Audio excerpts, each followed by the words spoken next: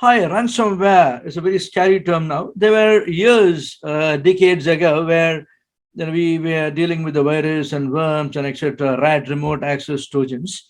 But the ransomware is very prevalent. Okay, we'll discuss about the ransomware. This is Subramaniam Shankaran from Information Security Strategic Solutions, and we are a registered organization in London, in Dubai, and in Chennai, UK, UAE, and India, respectively.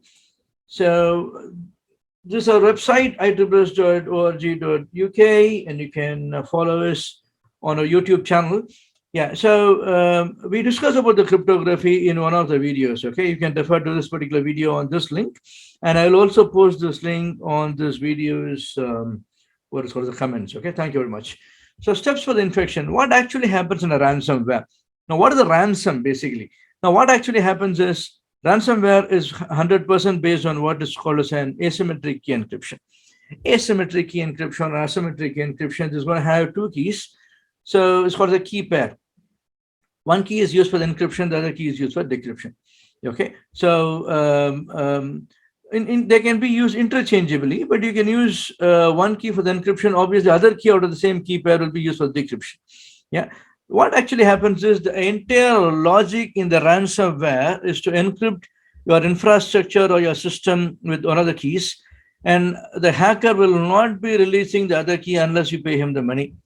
Okay, in fact, the hacker is misusing the strength of the cryptography for an incorrect purpose or a wrong purpose.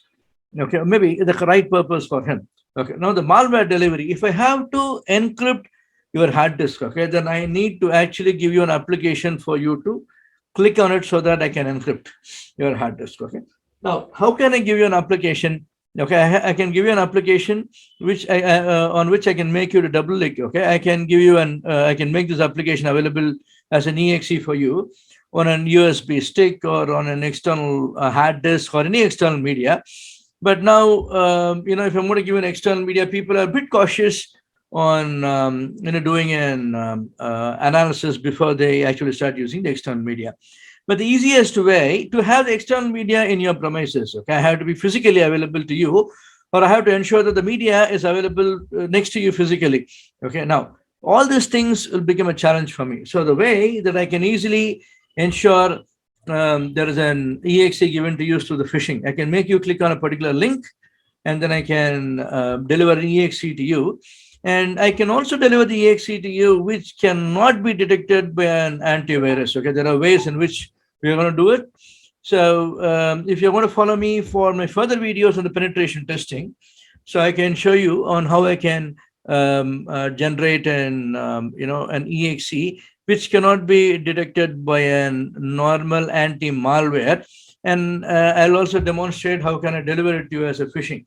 Yeah. So the malware delivery is usually through the phishing.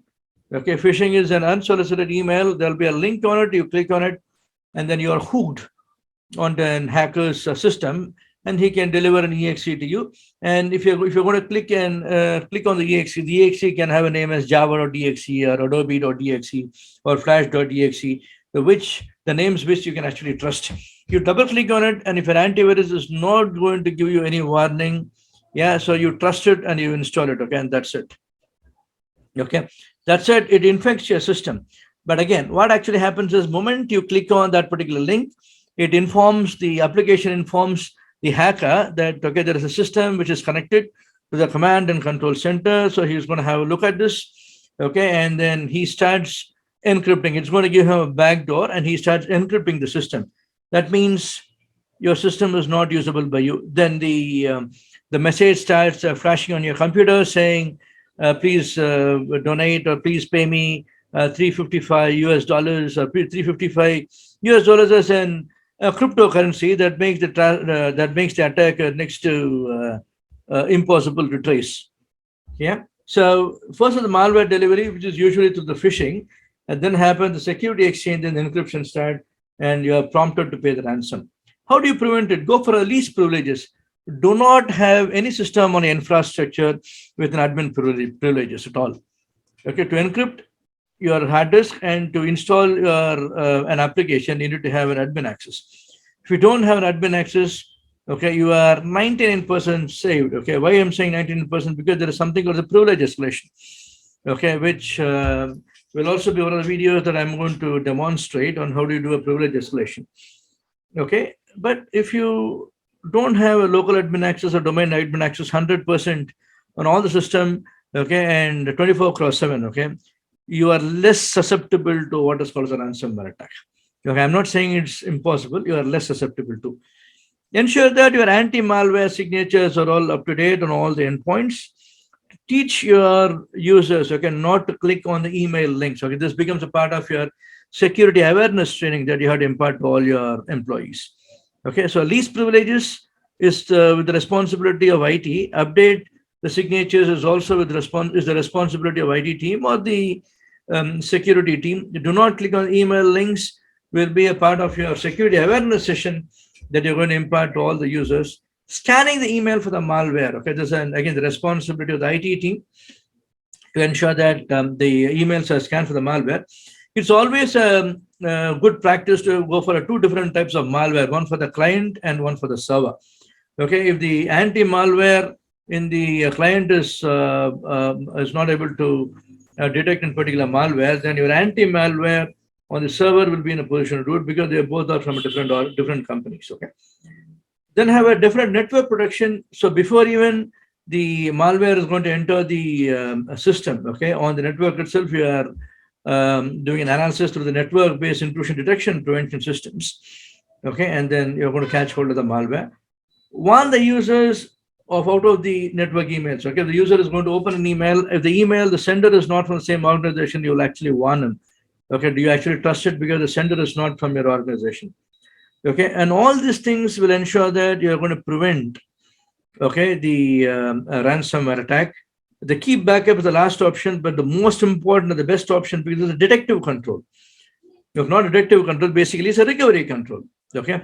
Now, because keeping a backup will not stop the ransomware from attacking your infrastructure, but rather if there is an attack, okay, so the backup will help you. Now, there is no second thought about this, like an insurance. Okay, like a term insurance. Okay, what is the term insurance? Term insurance will give you only a death benefit. Nobody can ask you, have you ever died? No. Security is like that. So giving a best backup for infrastructure means that if at all, okay, there is a ransomware attack, in spite of you implementing all the preventive controls, okay, you can still recover your infrastructure. Okay, so having only a backup is also not a recommended one, and having only the preventive control is also not a recommended one. It should be two. Okay, one is preventive control, the other one is the recovery control.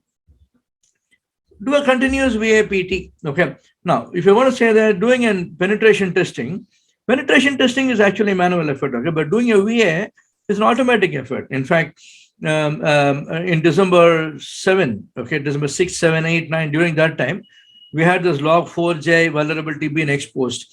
Any VA that was done during the first week of December wouldn't have identified this log4j vulnerability. Not that the log4j vulnerability was not there. It was there, okay? But we did not update our vulnerability assessment or vulnerability scanner signatures to scan for it. Then we actually started doing it. That means we cannot say that we did a VA during the December first week and next VA is pending only for February first week. No, we had to do a continuous VA. And the penetration testing could be, timelined, or it can be scheduled as per your convenience. But still, what I would say is if you're going to identify a critical vulnerability, you should do a penetration testing to stop it. Okay, so serious and continuous VAPT needs to be there to avoid the attacker looking at your vulnerability and exploiting it, and to also avoid the vulnerabilities and the attacks leading to what's called the privilege escalation. Further, notify the authorities if you are attacked by a ransomware. Okay, notify the authorities and the law enforcement, so they will be in a position to help you out if they already have an experience of dealing with some of the customers in the similar lines. Cybersecurity insurance, okay, is again a risk transfer. Okay, if you lose everything, at least you have money back to implement from the scratch. Go for a really a serious ISO 27001 implementation.